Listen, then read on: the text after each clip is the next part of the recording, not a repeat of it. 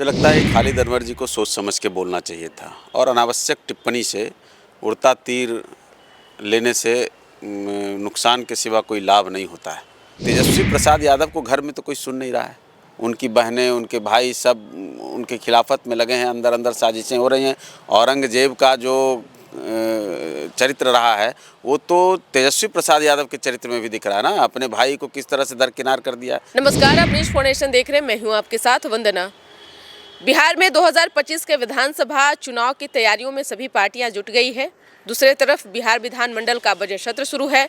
बता दें कि जदयू एमएलसी खालिद अनवर के बयान से बिहार की सियासत गरमाई हुई है। हमारे साथ बात करने के लिए हैं हम पार्टी के राष्ट्रीय प्रवक्ता श्याम सुंदर शरण।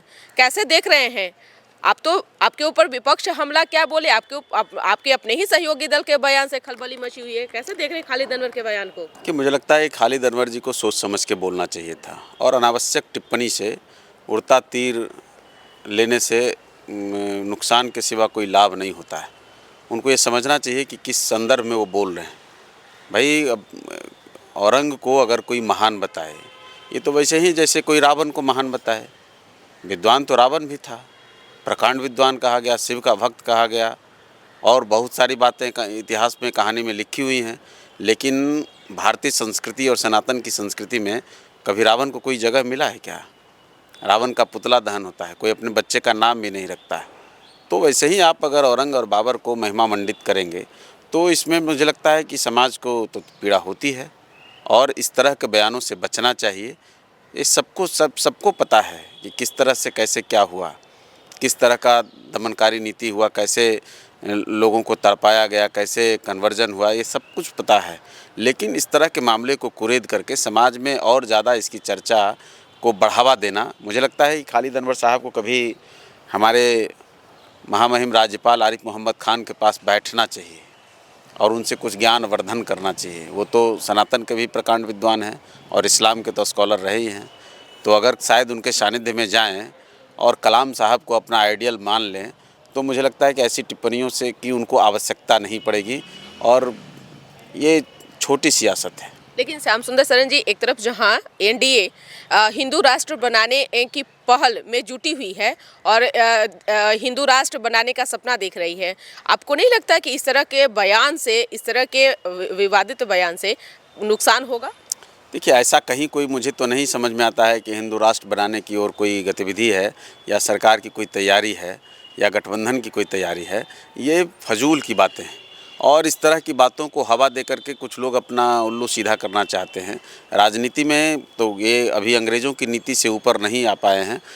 आज़ादी के 70 वर्षों के बाद भी कांग्रेस पार्टी का वही सियासत रहा, धर्म के नाम पर लोगों को बांटना, तुष्टीकरण करना। यहाँ देख लीजिए तो लालू प्रसाद जी की, मुलायम सिंह यादव की राजनीति वही रही, जाति के नाम पर लोगों को बांटना, उनको लोगों को अलग करना। तो ये जो बांटों की राजनीति करने वाले लोग हैं, यही लोग ऐसा सिगुफा भी उड़ाते हैं।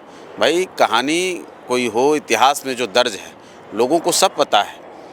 उस पर अगर आप कोई अलग से टिप्पणी करते हैं तो ये तो लोगों को और ज़्यादा उद्वेलित करने का मामला है ना। आप सनातन धर्म पर टिप्पणी करेंगे, आप वैसे खलनायकों को महिमा मंडित करने का काम करेंगे और जो असली नायक थे राष्ट्र के, उनको अगर आप दबाने की कोशिश करेंगे, जो बरसों में पहले हुआ, जो इतिहासकारों को कहिए कि एक तरह से मैनिपुलेटेड इतिहास लिखने को मजबूर किया गया और असली नायकों को, देश के असली सपूतों को कहिए कि उनको पन्ने में जगह नहीं दी गई।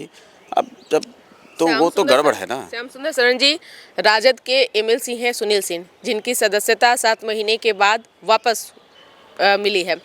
राबड़ी देवी एक तरफ जहां सदन में उन्होंने बधाई दी और सभी लोगों को जिस तरह से उन्होंने बधाई दी थी, नए मंत्रियों को ठहाके भी लगे थे।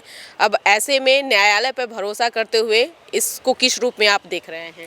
देखिए, डुअल पॉलिटिक्स से उनको बचने की आवश्यकता है और ये प्रमाण है कि एक तरफ जब उनके पक्ष में फैसला आता है तो न्यायालय का अभिवादन करते हैं, उनके फैसले को एकदम डंका पीट के लोगों को बताते हैं और जब उनके खिलाफ़ में कोई फैसला आता है, जब सज़ा याफ्ता करार दिया जाता है, जब जेल भेजा जाता है, जो घोटाले में उनको सजावार माना जाता है, कसूरवार माना जाता है, तब फिर वो न्यायालय पर भी टिप्पणी करते हैं। तो इनको तय करना पड़ेगा कि सरकारी संस्थानों पर, देश की व्यवस्था पर, न्याय की जो व्यवस्था है उस पर आपको भरोसा है कि नहीं है।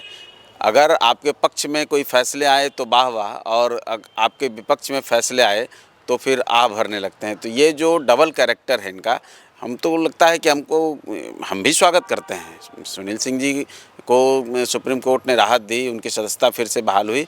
चलिए, लोकतंत्र का हिस्सा है। सदन ने उनको माना, दोषी माना, सदन ने उनको निलंबित किया या सस्पेंड किया या उनकी सदस्यता को रद्द किया, ये भी एक पहलू है, और कोर्ट ने फिर उसको बहाल किया, ये भी एक पहलू है। लेकिन जो लोग इस पर टिप्पणी करते रहे हैं सामाजिक सरकारी संस्थानों पर, कभी ईडी पर, कभी सीबीआई पर, कभी कोर्ट पर, तो सब पर जो सवाल उठाने वाले लोग हैं, जो उंगली उठाने वाले लोग हैं, उनको एक बात तो समझ करके बोलना चाहिए कि भाई आपके पक्ष में फैसला आया तो फिर उसी कोर्ट की वाहवाही कर रहे हैं। तेजस्वी यादव ने जो है हाल ही में युवा चौपाल लगाए, जहां पे हजारों हजार की संख्या में लोग उस कार्यक्रम में शामिल हुए। उन्होंने बड़ी बड़ी घोषणाएं भी की है। हाल के दिनों में नीतीश कुमार बिहार में शराबबंदी किए हुए हैं, लेकिन उन्होंने ताड़ी पर भी बोला। कैसे देख रहे हैं? देखिए, तेजस्वी प्रसाद यादव जी, ठीक है, लिखित बयानों को पढ़ना और डायलॉग लिखवा करके भाषण देना, ये अभिनेताओं का काम है, और वही काम अभी वो कर रहे हैं। तो अच्छा है, करें, लेकिन बिहार को पता है, तेजस्वी प्रसाद यादव जी के डेप्थ के बारे में भी पता है, उनके ज्ञान के बारे में भी पता है, उनके अर्थव्यवस्था को लेकर के जो उनकी टिप्पणियाँ आती हैं उनके बारे में भी पता है। और कल जो उनका युवा चौपाल था, उस पर हम लोगों ने देखा कि उनके मंच पर रहते हुए, बगैर भाषण दिए पीछे से कुर्सियां हटाई जा रही थीं। युवा इतने भी नहीं जुटे कि उनकी कुर्सियां भर पाएँ, और खाली कुर्सियां न दिख जाएं, इसके चक्कर में हड़बड़ी में कुर्सियां उठवा रहे थे वो। लेकिन मीडिया की नज़रें, आप लोगों की नज़रें तो तेज़ हैं, तो सब कुछ कैद हो गया। तेजस्वी प्रसाद यादव को घर में तो कोई सुन नहीं रहा है। उनकी बहनें, उनके भाई सब उनके खिलाफत में लगे हैं, अंदर अंदर साजिशें हो रही हैं। औरंगजेब का जो चरित्र रहा है, वो तो तेजस्वी प्रसाद यादव के चरित्र में भी दिख रहा है ना। अपने भाई को किस तरह से दरकिनार कर दिया, जैसे औरंगजेब ने दारा सिकोह की हत्या कर दी थी। तो ये तेज प्रताप की राजनीतिक हत्या कर रहे हैं, ये अपनी बहनों की राजनीतिक हत्या कर रहे हैं। गोपालगंज से, ये छपरा से चुनाव हरवा दिया अपनी बहन को, सिंगापुर वाली को। तो ये तो उसके मानने वाले जो लोग हैं वो उन्हीं के रास्ते पर चलते हैं। ये कहाँ से राम को मानने वाले लोग हैं?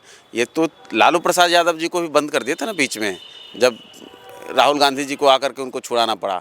ये तो कंप्लीट औरंगजेब के लिए विचारों पर चलने वाले लोग हैं।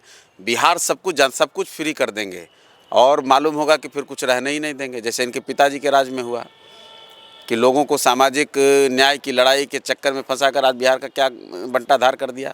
90 के दशक के बाद जहां पूरे देश में औद्योगिकीकरण हो रहा था, कल कारखाने लग रहे थे, वहीं बिहार में लालू प्रसाद यादव तमाम कल कारखानों को चौपट कर रहे थे, उनको भगा रहे थे, उद्योगपतियों को यहाँ से भागने पर मजबूर कर दिया। तो ये कहानी जो ये आज गढ़ रहे हैं, शराबबंदी अगर उनको बहुत बुरा लगता है तो भाई जब सत्ता में नीतीश कुमार जी के साथ थे तब क्यों नहीं इस पर बोला? तो सत्ता में रहेंगे तो कुछ और बोलेंगे, विपक्ष में रहेंगे तो कुछ और बोलेंगे। भाई कम से कम किसी और नहीं तो जीतन राम मांझी से सीख लें, जो सत्ता में रहते हुए या बाहर रहते हुए बात एक ही बोलते हैं। तो वो चीज़ करना नहीं है। बात घोषणा पत्र में तो इन्होंने कहा था कि हम जनरल कास्ट को भी 10% आरक्षण देंगे, और जब मोदी सरकार ने आरक्षण दिया तो देखिए सड़क पर उतर गए उसका विरोध करने। तो ऐसे लोगों के बयानों को बिहार गंभीरता से नहीं लेता है। लाख छटपटाहट के बावजूद भी सत्ता उनके करीब नहीं आने वाली है। बहुत बहुत शुक्रिया बात करने के लिए। तो आपने सुना कि क्या कुछ कहना था हम पार्टी के राष्ट्रीय प्रवक्ता श्याम सुंदर शरण का। इसको बस इतना ही। अपना ओपिनियन जरूर कमेंट बॉक्स में दीजिएगा। धन्यवाद।